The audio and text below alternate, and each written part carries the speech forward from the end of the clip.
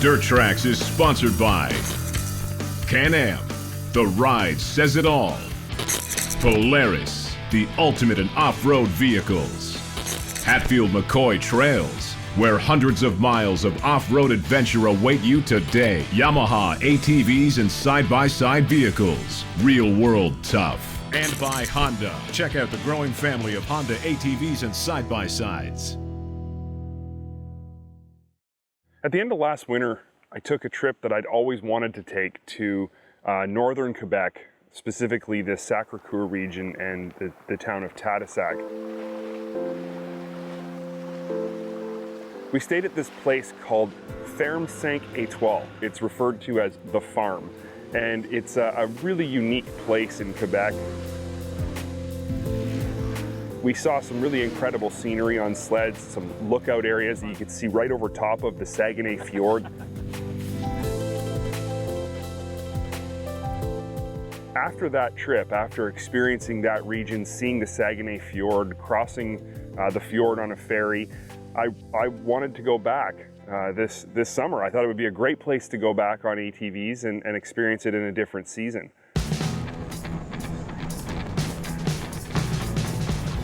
On last year's trip to Sacré-Cœur, I took a really good friend of mine, Jason Ray, along with me. He's been on the show before. And when I went back this year, I thought to myself, he's been there, he's seen the farm, he's ridden the trails, he's seen the scenery. He's the perfect guy to bring back in the summer and ride ATVs. He's also an ATV nut and a Polaris enthusiast, so he's the perfect guy for this trip.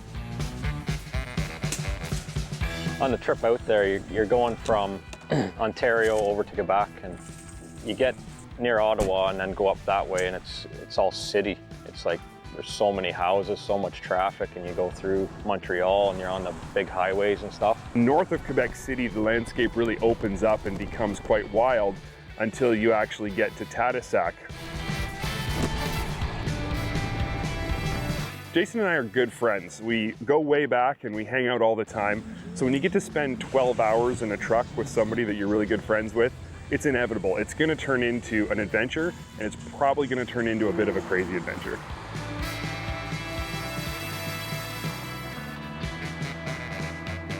We thought it'd be interesting to switch the beginning of this trip up from anything we've ever done before, since we are situated right at the mouth of the Saguenay Fjord.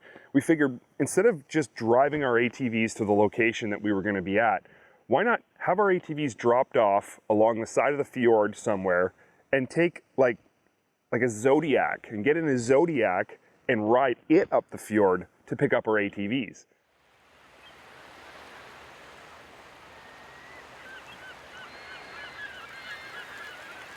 So we headed down to the harbor right in Tadoussac, and we met up with our guide Derek, who was also our guide this past winter, and he was going to be coming along with us on this trip. So we are here in Tadoussac. We'll be taking our Zodiac up the Saguenay River. Then we'll go across the fjord until we reach the Pointe-à-Passière. It's a big rock tip where we'll go down. It's part of the national park. So from there we'll have to take a short hike towards the ATVs, which were dropped over in public lands. So then we go and take that, and we reach towards our cabin, which is a couple more kilometers away. Sounds like a sweet adventure. Yeah, I think we will. Well, let's get loaded up and get rolling. Go.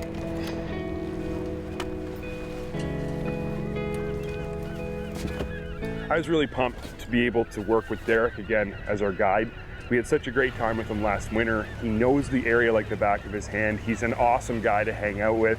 He's fun, and he's really knowledgeable as well about facts and figures about the area. So I was looking forward to just getting out on the fjord, getting out on an ATV with him and learning more about the area.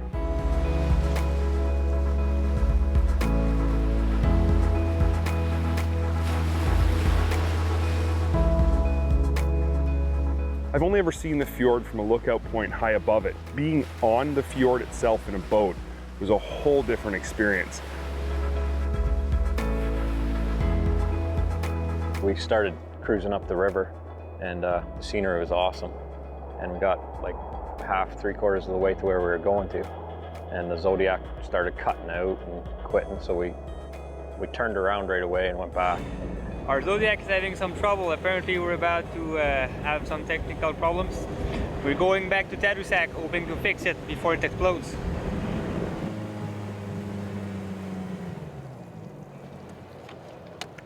We departed Tadoussac in our Zodiac and got a little ways out there and had some trouble with the mechanics of it, so we had to turn around and come back here to the harbor, and our ATVs are out there waiting for us. We just got to get things fixed and get on the road.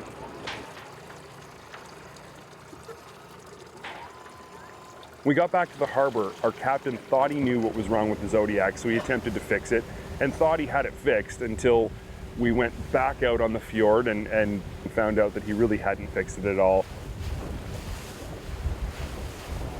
So Derek called some of his co-workers at the farm, and they loaded up a pickup truck and rescued us from the harbor in Tadoussac and took us to the farm directly.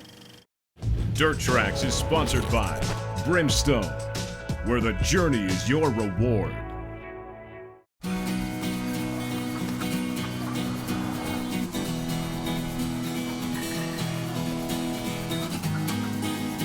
I'd ridden all over the farm property in the winter, and I'd seen how good the trails were then, and I was really curious to see what the trails were going to be like in the summer.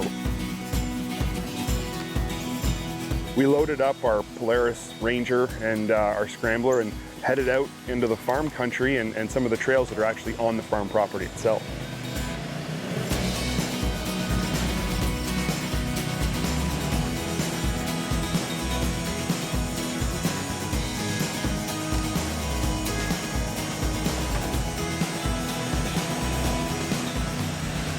I'd ridden all over the farm property in the winter, and I'd seen how good the trails were then, and I was really curious to see what the trails were going to be like in the summer, whether they would be maintained, were they wild trails, were they rugged.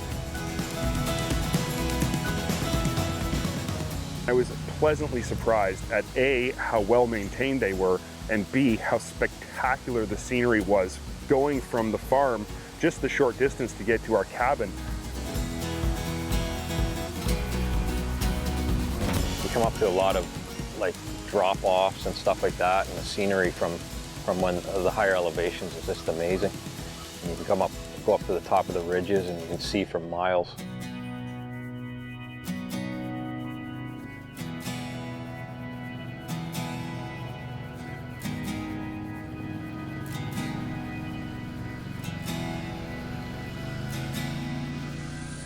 As I was riding from the farm to the cabin, I couldn't help but think to myself how cool this place is, this Ferme 5 Étoiles. You see a lot of families walking around looking at the animals and stuff like that, and then you see like the kayak tour section of the farm, and then they offer ATV and snowmobiling out of the same place, and you don't usually see all that stuff together in one spot. Being able to ride your ATVs from where you unload to any number of their backcountry cabins on well-maintained trails really sets this place apart.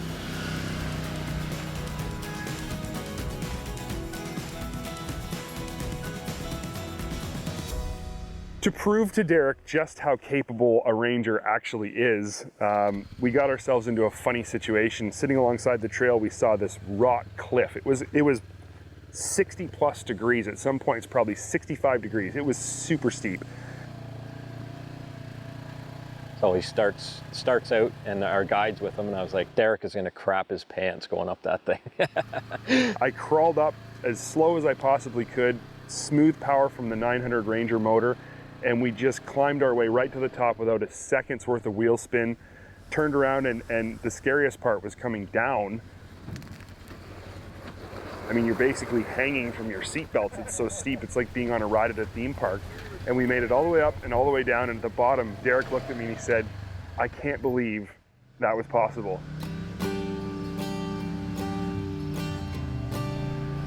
The final portion of our ride was this long descent down towards the fjord. And the further we went down, the more I thought to myself, just how far down on the fjord is this cabin? And sure enough, when we pulled in, it couldn't get much closer.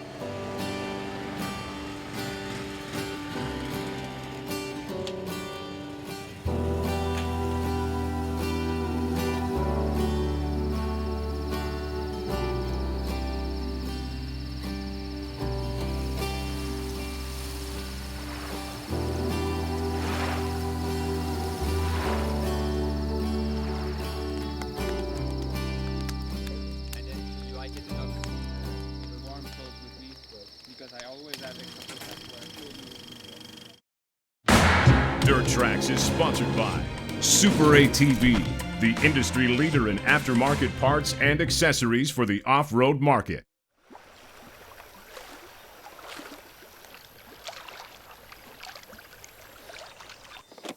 Loading up in the morning, being right on the edge of the fjord, was honestly just a spectacular experience. It was beautiful. Getting all of our gear strapped down into the Ranger. Derek had a really good plan for the day. He had a location he wanted us to get to.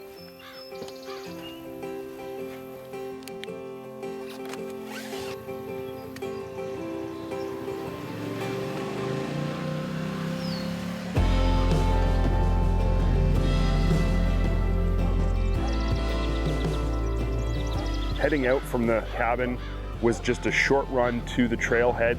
We started off by climbing up out of the valley we were in the same way we came down the night before.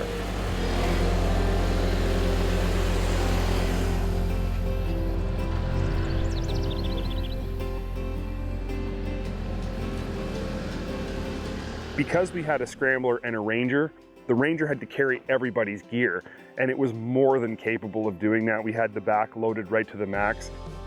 And being able to ride the scrambler on trails like these and get a little sideways and get a little crazy when the time was appropriate really just highlighted the diversity of Polaris products, but also the usefulness of them in their own element. I knew the Ranger would be an awesome gear hauler for us through all that rough terrain we had to go through and all the long trails and stuff like that, because I own the exact same machine and I fill it with whatever firewood and use it around the farm and beat it to death. What impressed me the most was how it trail rode, keeping up with the scrambler and doing the twisties and everything. It's just awesome. Derek's plan for our second ride day was to take us to a place we'd actually been to on sleds the past winter.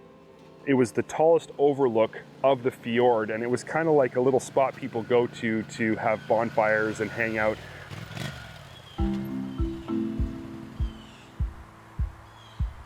Derek proceeded to start a fire the old school way with, you know, like a striker and stuff he found on the ground. You think it's gonna work? Yep. And we eventually got like a good sized fire going, big enough to cook some weens. And you know, we had a nice lunch up on the side of this lookout. It was one of those things that as you were doing it, you kind of looked around and went, I can't believe people get to do this. I can't believe this is available to people to do, but this lookout is completely accessible from the farm. People go there, they hike there, you can ride there, and it makes a great destination for your day, and it made a great time to sit around and hang out with some friends again.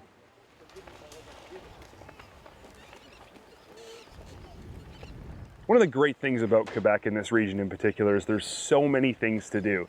And the farm offers pretty much all of them right on site. But the one Derek wanted to do most was go sea kayaking on the fjord. I didn't know how that was gonna play out as far as currents and tides and stuff like that coming in and out, and how tippy those things were.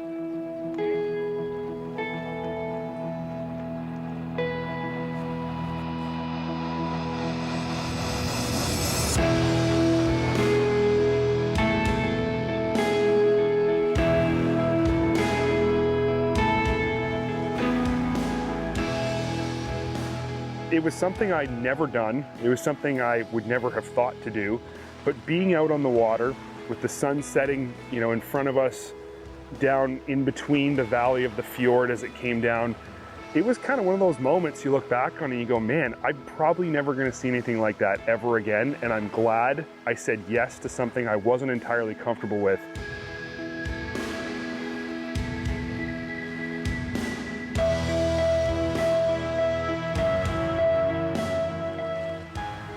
Totally surreal to be out there at sunset on this massive body of water.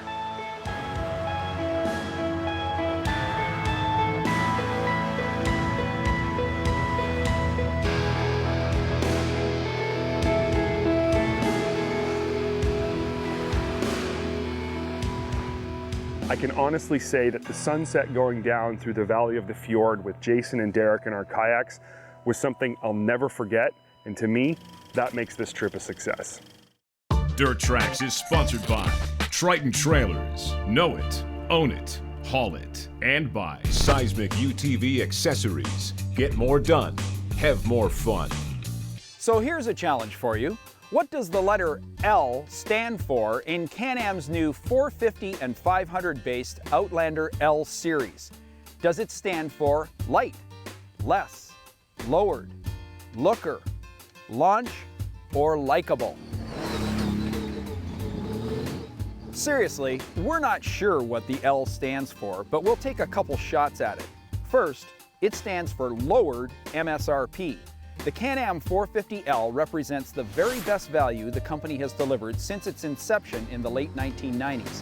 Unbelievably, the 450L carries a US MSRP that's $100 less than Polaris's 2015 570 Sportsman. Even though the cheapest L uses a smaller 450cc single, it delivers a full 38 horsepower. The 570 Sportsman runs a 44 horsepower single. Maybe that comparison doesn't resonate with you, so let me help. Polaris has had the lowest price full-size 500cc four-wheel drive ATV for almost a decade. And during that time, the Sportsman 500 has become the world's largest selling ATV as a result. Let's talk about another L word, less. There's no doubt Can-Am had to pare down the standard equipment load on the new L Outlanders. Can-Am's plastic racks are replaced with painted steel units, which accept Can-Am's link attachment system. As well, Ls get a slightly shrunk, waterproof rear storage box, and a conventional ignition key replaces Can-Am's proprietary digital encoded security system, Digital Tether. Other than these items, we're hard-pressed to justify why anyone would pay $1,000 more for a regular Outlander 500. Here's another L word, looker. Is the 500L pretty? That's up to you to decide. However, whenever we think about its low MSRP, we actually like another L word. It's cheapo flat black rims, ours has optional aluminum, and its blasé gray paint job. How about this L word, launch? What we have here is a very impressive 500cc power plant at any MSRP level. With 46 ponies on top and improved low-end grunt in the G2 chassis, this engine positively leaves the competition in its dust. We wish smooth started with an L, but Can-Am could add an S and call the L the LS, because there is nothing in this segment which churns out this much torque and horsepower as smoothly as the L's 8-valve single overhead cam V-twin. We don't have another L word for the Outlander's G2 chassis introduced 2 seasons ago. This platform uses revised geometry, strengthened steel running boards, and vastly improved anti-dive geometry up front to deliver vastly improved ride and handling. So I guess we need a new acronym.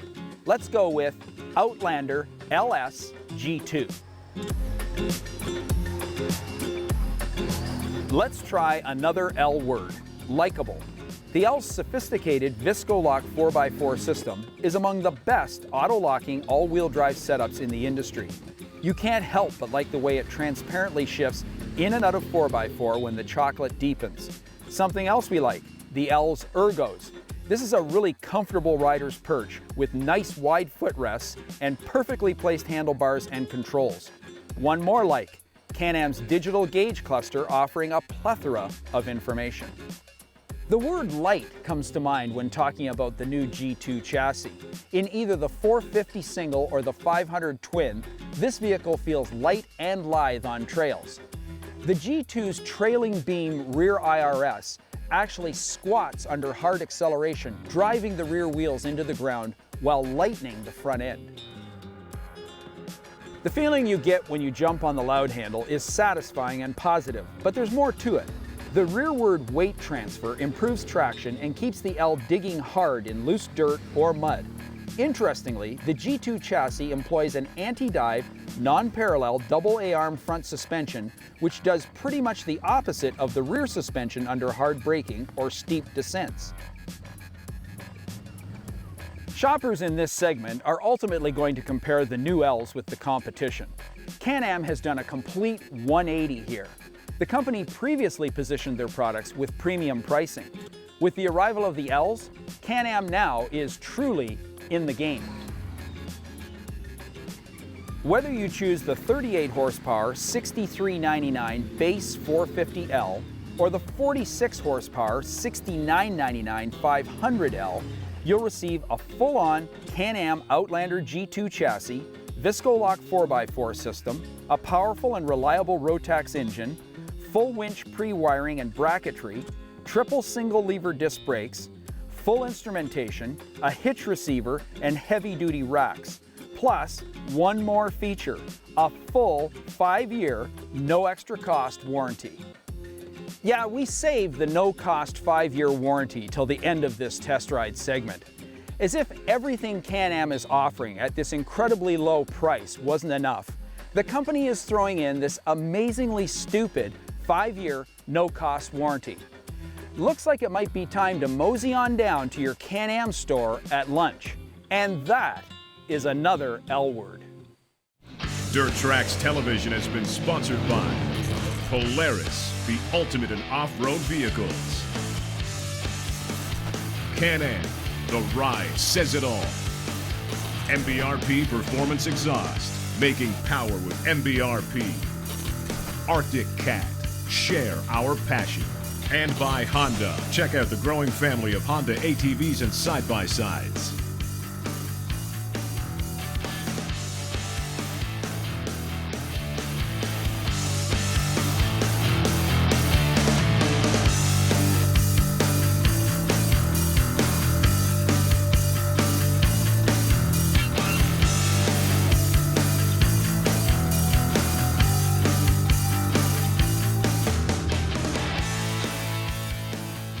If you enjoyed this video, post a comment and let us know what you think. Then, click this link to subscribe and that link for more great videos from DirtTrax TV.